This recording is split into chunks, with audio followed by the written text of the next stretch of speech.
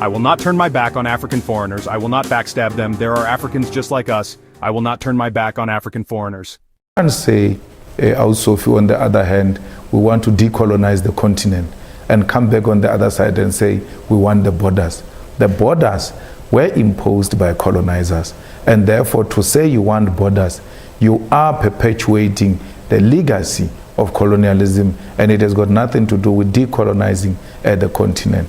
We need to be one, because one strong currency in Africa is a threat to the dollar and threat to many other strong currencies. One united military in Africa is a threat to a lot of armies in the world, which many of them actually use Africans as mercenaries. So we've got this courage that once we've got one army and we've got our resources together and we've got our land back, the whole world will treat us as equal. The people who say we can't be one, it is those who are threatened by the unity of Africa, and they sponsor the disunity of Africa. We can't even integrate in terms of regions. Right now, you look at SADC itself, we are struggling to integrate. How can we unite at the continental level while we are struggling to strengthen the regional bodies? We are led by extremely incapacitated leadership in SADC. There is no one who inspires hope. There is no single individual president that you will say we are looking up to. The people of our continent, especially the region of SADC, are more than willing to integrate. There are a lot of villages at the border of Swaziland, at the border of Mozambique, at the border of Lesotho, at the border of Zimbabwe, which do not have fence. They have become communities. They have become one. How do you have a gate without a fence? We've made mockery of the whole thing. The fence has collapsed. The people have come together and have embraced each other. We need to provide leadership. We're not doing that. We're drinking the water of Lesotho. We're being told here that the Lesotho people must go back. Let's put them in a bus now. When they arrive in Lesotho, they are going to switch off the tap. You will not have water and you will regret this myopic decision. We cannot work for each other. We've been brainwashed by the whites that the work that I do for whites, I can't do for a fellow black person. People go to an extent of saying, but the same responsibilities. The Lesotho people have come in to close that vacuum. We have a problem with that.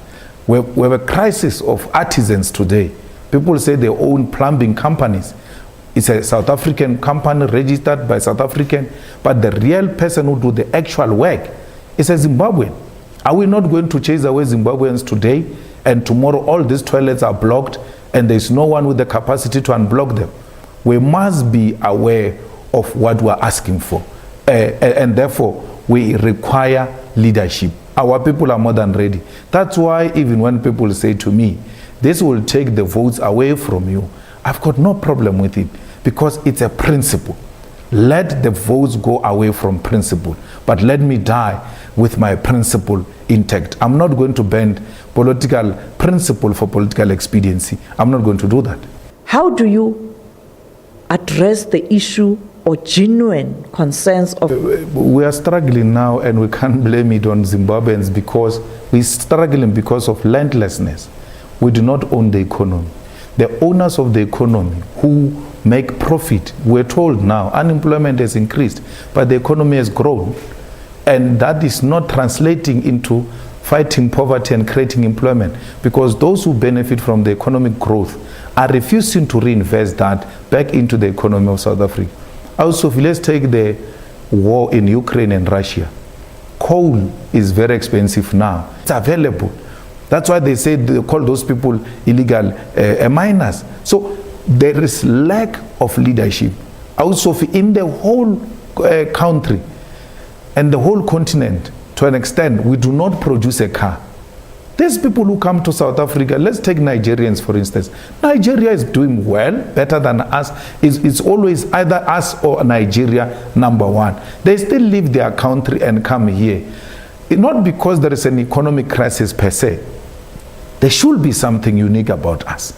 These Africans like us. They look up to South Africa. Why is South Africa not producing a South African car? Because there is already the continental market. Quarter a population of Africa is in Nigeria. Why do you fight them instead of embracing them and making them your customers because they love everything South Africans? All of this is not happening because we've got lack of leadership. There's a crisis of electricity, not only in South Africa, in the whole of SADC region. We've got the biggest electricity company called Eskom. Why are we not capacitating it and start providing the whole SADC with electricity, and the whole SADC starts paying South Africa for the electricity that comes from South Africa and create more jobs for our people? It is because there is no visionary leadership, not because there are no opportunities. Everything has been killed. State-owned companies have been destroyed. They've destroyed Denel. They've destroyed SAA. When I spoke much earlier that if they destroy SAA and privatize it, me and you cannot afford to go to Cape Town. People thought I was mad. Now a single ticket to Cape Town is 6,000. Meaning the inland people and the coastal people are going to be existing in different countries because we cannot afford to visit one another. We should have protected these state-owned companies and expanded them to create jobs, but also to stimulate economic activity in our country. All these foreigners who come here, let's identify skills amongst them. Surely they've got something to offer. Let's take the Zimbabweans, for instance. They never had Bantu education. Ian Smith gave them quality education, the same as white people, because there were not enough whites to carry the economy of Zimbabwe. Are you saying amongst these Zimbabweans there's nothing that we can tap from and use that to grow our economy the same way the Americans are doing? When you are good and have something to contribute to the economy, they give you a green card. They don't chase you away. So here we just say people are illegal and all migrants must leave our country without asking ourselves what makes our country attractive to these people and how do we maximize. Everybody knows where I stand. I don't care what they say about me. They can make all sorts of allegations. They are arrivalist. I fought here the biggest establishment against me, and I'm not going to be threatened by small kids. Those small, I have no time for them. They are new into what they are doing. If you listen to how they speak, if you listen to the posture they take, they all imitate me. So why should I be worried by imitators? I've no time for kids. There's no principle to engage with there. I'm dealing here with principle. For the country to move forward, there has to be unity. Yes. Of South Africans and then the region and the continent. As a country right now, there is growing concern that the country itself, as South Africans, we are divided. And therefore, resolving the problems that we have, it's impossible. We don't have a common vision. And the common vision is leadership. We ought to say as a country, this is what we strive for. And get everybody to buy into that idea and move forward. We cannot continue the way things are, where you have resources concentrated on a certain race, and then the certain race excluded from the resources. We cannot allow this media-sponsored outrage against the foreign nationals. It's a sponsored view. I mean, there are some TV stations where people say there were large numbers supporting these anti-foreigners. But when you look at those people, they can't even fill up a bus because it's sponsored from somewhere where the blacks, apart from being divided between white and black, we must still divide the blacks themselves so that there is no group in society that is united with a common purpose. So the principle I'm driving now, I don't care whether it's popular or not, but people should at least know what you stand for. I don't know what our president stands for. I don't know what our government stands for. And therefore, I refuse to be like them and be turned into an amoeba because there is a sponsored outrage against that which I stand for. No, rather die with my boots on. And everybody else should have followed. Zimbabwe was not going to be isolated. They would have come in and negotiated on how do they move forward, because now we're all owning our land. The EFF's focus now is 1 million members by December. We must have quantity, public recruitment. No one goes into anyone's house. You go and recruit publicly. Once people are recruited publicly, there must be a public induction workshop in that ward where we are going to politicize members of the EFF, not because they joined because Malema must be the chairperson. They should understand the purpose. Once you workshop your members, you turn quantity into quality, and therefore you've got 1 million soldiers on the ground. Come 2024, it becomes easy for us to take Gauteng. As things stand now, Gauteng is gone in terms of the indicates of local government elections. In the previous elections, Gauteng is governed with 50.1%. There is nothing that is going to happen magically between now and 2024 which is going to turn things around. There is nothing that is going to happen magically in KwaZulu-Natal, where the ANC derived a lot of support during President Zuma. When the ANC was declining all over South Africa, it was increasing in KwaZulu-Natal. Now it's declining all over South Africa, including in KwaZulu-Natal now. They are no longer an area where they can claim that they are growing significantly. I can tell you the EFF will be a deciding factor when it comes to 2024 if it will not be a government. The ANC is doing nothing. They are tearing each other apart every day. If you ask them what is their agenda, the ANC agenda today is step aside. They are always waiting for another member to step aside. That is what they are pursuing now. There is no agenda of poverty alleviation, of service delivery. There is an agenda of eating your own children alive. You spoke about the Continental movement. What do you hope to achieve with this Continental movement? Well, this movement is necessitated by political vacuum in the continent. We lack inspirational leadership. We lack the leadership with a political will in the continent. All of our leaders today are driven by personal accumulation and desire for power. They just enjoy presiding over their small territories and being called president or prime ministers. They hold no agenda to unite the continent, protect its minerals, and make sure that the continent is put in the world map as an equal partner to Asia, as an equal partner to Europe and America and the rest of the world. So our mission is to make sure that there is one president in Africa, there is one cabinet in Africa, there is one currency in Africa, there is one military in Africa, and there is one reserve bank for the continent. We need an African command team, highly capacitated and highly sophisticated, to deal with any form of killing of civilians in Africa, because we need to put to an end to that nonsensical act where when a person holds a different view, it's a target for assault or killing.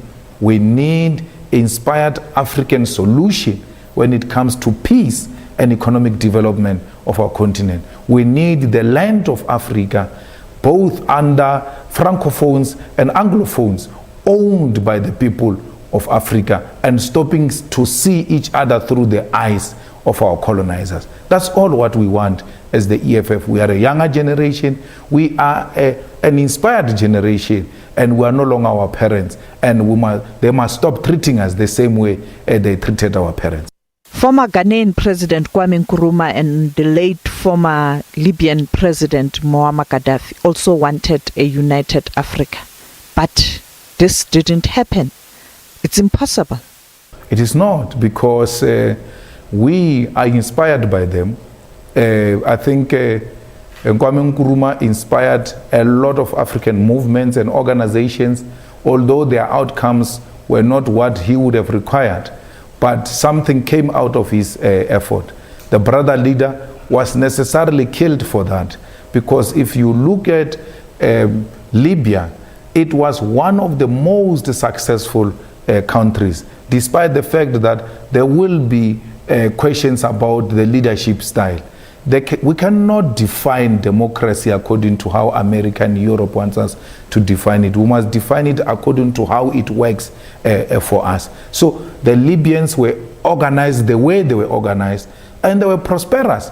Look, today the NATO forces, together with America, they've destroyed a potential African country, which should have inspired many other countries. We shouldn't say we can't do anything because those who came before us have failed to do so. I mean, Mandela himself, before him, there were lots of presidents of the ANC who never saw the day of democracy.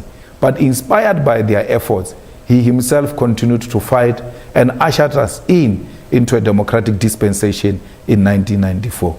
We thank him for that, and we thank those who came before him. In the same way, we thank Nkrumah, and we thank Gaddafi, we thank Mugabe, and President Mandela. We are in Nigeria, we are in Ghana, we are in many other countries of the continent. A solid foundation for this movement to carry. Julius Malema cares for them, and the EFF cares for them. If you look at in all universities that have gone to elections now, the EFF has been engaged in clean sweep because it's the home of young people. So anyone who argues that young people do no longer see the EFF as their home is really daydreaming. Any event of the EFF, latest being Sharpeville, Langa, and in PE, majority of those who participated in those activities are young people. We are the organization that is inspired by the suffering and the struggles of young people, particularly African young people. We are going to fight this unemployment. We are the ones who fought for the insourcing of security guards. We are the ones who fought for insourcing of cleaners in the municipalities where we had influence, in the universities where we had influence. We are the ones who put before Parliament private members' bill that demanded that all those who are working for government through companies must be insourced and work directly for government so that we reduce unemployment. The ANC, working with the DA, used their majority to reject such a bill. So we are the only hope of the hopeless masses of our people, daily involved in resolving their problems. All the farm workers, the security guards, the shopkeepers, when they've got a problem, including the unemployed, their home is the EFF. When a white person bullies them, when a boss bullies them anyway, they say to their bosses, we are going to report you to the EFF because we are the hopeless of the hopeless masses of our people.